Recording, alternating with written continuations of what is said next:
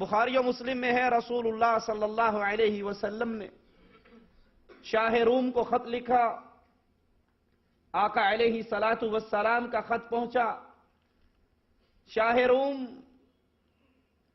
عرب کے کچھ لوگوں کا پتہ لگاتا ہے اور ان کو اپنی مجلس میں بلاتا ہے، آقا علیہ الصلوۃ والسلام کی زندگی کے بارے میں مزید سوالات کرنے کے لیے، اور پھر کہتا ہے کہ تم میں سب سے زیادہ جو اس کا قریبی رشتہ دار ہے وہ میرے قریب ہو جائے۔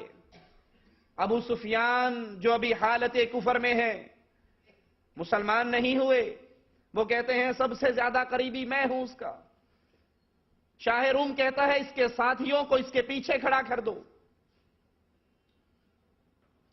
اور ان کو بتا دو کہ میں اس سے کچھ سوالات کرنے لگا ہوں،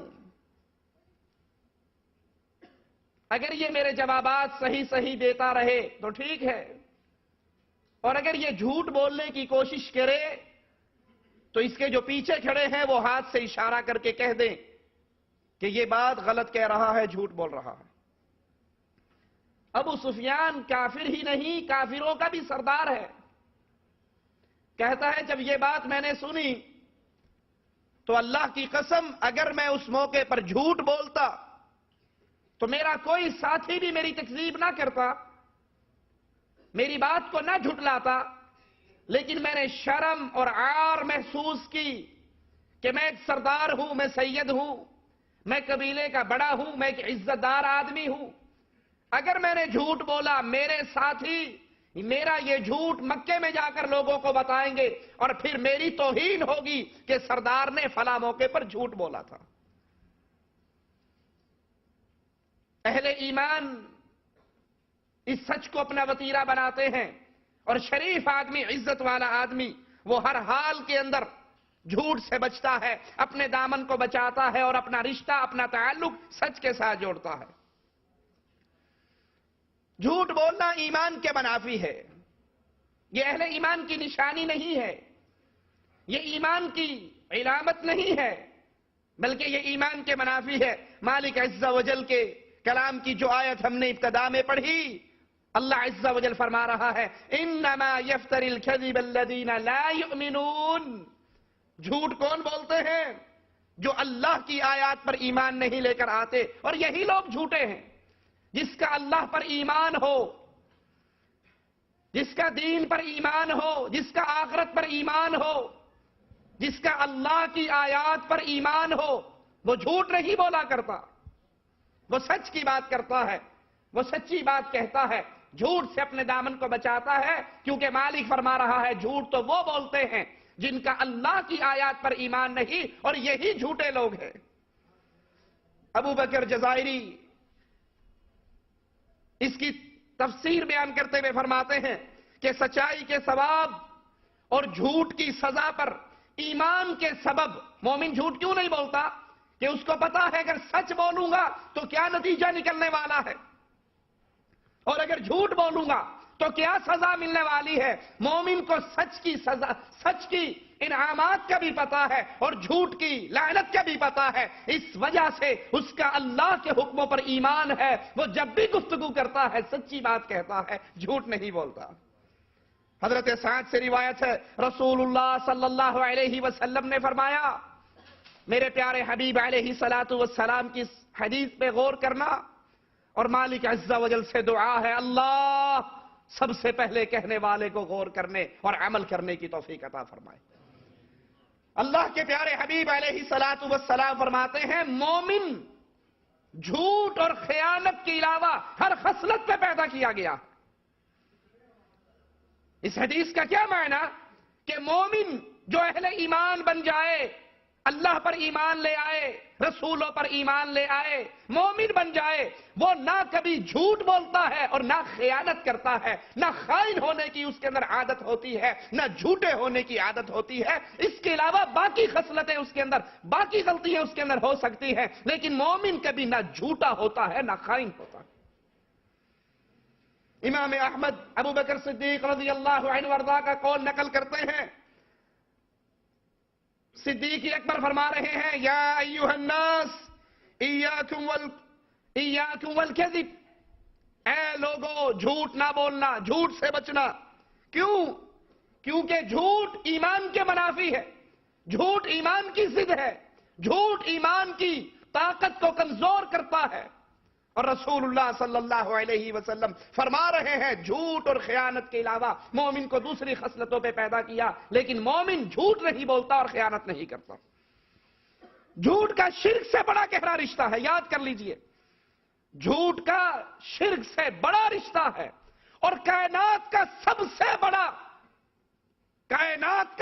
سے بڑا جھوٹ، اکثر ہم گفتگو کرتے ہوئے کہتے ہیں جی یہ بہت بڑا جھوٹ ہے، یہ سب سے بڑا جھوٹ ہے، سب سے بڑا کائنات کا ایک ہی جھوٹ ہے۔ کائنات کا سب سے بڑا جھوٹ کیا ہے؟ کہ اللہ کے علاوہ جن کو لوگ پوج رہے ہیں ان کو وہ طاقتیں دی جا رہی ہیں جو خالص اللہ عز و جل کی صفت ہے۔ یہ کائنات کا بہت بڑا جھوٹ ہے۔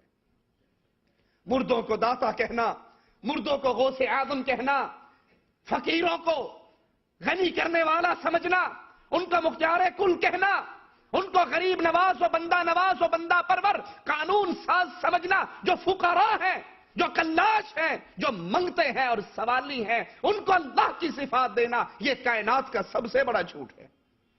قرآن حکیم میں مالک عز و جل فرما رہا ہے فَاجْتَنِبُوا الرِّجْسَ مِنَ الْأَوْثَانِ وَاجْتَنِبُوا قَوْلَ الزُّورِ، اے لوگو بتوں کی گندگی سے بچو اور جھوٹی بات سے بچو۔ بتوں کی گندگی، بتوں کی پوجا اور جھوٹ، اس کو مالک عز و جل نے ایک ہی آیت کے اندر اکٹھا کیا ہے، کیونکہ شرک کا جھوٹ کے ساتھ بہت بڑا رشتہ ہے۔ آپ اس کو دنیا کی حالات کے اندر پریکٹیکل بھی چیک کر سکتے ہیں، جتنا شرک زیادہ ٹاپ کلاس ہوگا، وہاں کے جا کے مناظر کو دیکھ لو، جھوٹ بھی آپ کو اتنا ہی زیادہ وہاں پر ملے گا۔ جھوٹے قصے، جھوٹی کہانیاں، جھوٹی روایات وہیں پر ملیں گی جہاں شرک کا پورا دروازہ کھلا ہوا ہوگا۔ قول زور سے مراد باطل اور جھوٹ ہے، اور اس کو یہ الفاظ کیوں کہے گے؟ کیونکہ یہ حق سے ہٹا دیتا ہے۔ حق اللہ کی توحید، جھوٹ اللہ کی توحید میں شرک کی ملاوٹ۔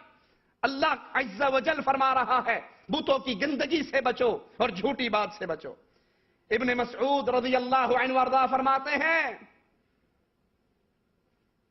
جھوٹی گواہی یہ اللہ کے ساتھ شرک کرنے کے برابر ہے۔ جھوٹی گواہی دینا یہ ایسے ہی ہے جیسے آپ اللہ کے ساتھ کسی کو شریک ٹھہرا رہے ہیں۔ بخاری و مسلم میں ہے، رسول اللہ صلی اللہ علیہ وسلم نے فرمایا الا انبئکم باکبر الکبائر، کیا میں تمہیں سب سے بڑے گناہ سے نہ بتاؤں، نہ ڈراؤں، تمہیں اس کی خبر نہ دوں؟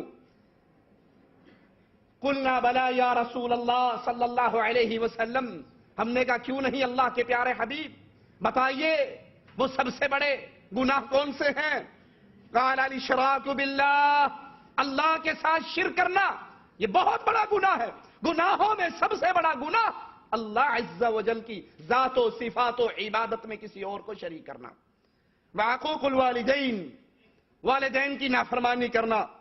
وکان متکئا فجلس، اللہ کے رسول صلی اللہ علیہ وسلم ٹیک لگائے ہوئے تھے، پھر آپ سیدھے ہو کر بیٹھ گئے، یعنی بڑی اہم بات کرنے لگے۔ فقال الا وقول الزور وشہادت الزور، الا وقول الزور وشہادت الزور، خبردار جھوٹی بات، جھوٹی گواہی، جھوٹی بات، جھوٹی گواہی۔ صحابی کہتے ہیں رسول اللہ صلی اللہ علیہ وسلم نے بار بار یہ الفاظ دہرائے، میں اپنے دل میں سوچتا ہوں کہ اللہ کے نبی صلی اللہ علیہ وسلم خاموش ہو جائیں۔ جھوٹی گواہی دینا، جھوٹی بات کہنا، کسی کے اوپر جھوٹا الزام لگانا، جھوٹی تہمت لگانا، یہ بہت بڑے گناہوں کے اندر ایک گناہ ہے۔ اور ہمارے ہاں جس کو اللہ بچائے تو بچائے، کبھی دوست کو بچانے کے لیے، کبھی برادری کو بچانے کے لیے، کبھی کسی اور رشتے کے دفاع کے لیے جھوٹی گواہی دینی پڑ جائے، جھوٹی بات کہنی پڑ جائے، دھڑلے سے کہہ دیتے ہیں، اور پھر کہتے ہیں جی مجھے پتا ہے میں نے جھوٹ بولا ہے، لیکن آپ ہماری دوستی کو سمجھ نہیں سکتے، ہم یاری کے پجاری ہیں، آخر ہمارا دوست پھنسا ہوا تھا نا، تو جھوٹی گواہی دے دی، دوست تو بچ گیا، باقی جو کچھ ہوگا دیکھا جائے گا۔ اب یہ نہیں سمجھتا کہ جو میں نے جھوٹی گواہی دی ہے، میں نے جو جھوٹ بولا ہے، یہاں پر تو اپنے اس دوست کو بچا لیا، حشر کے میدان کے اندر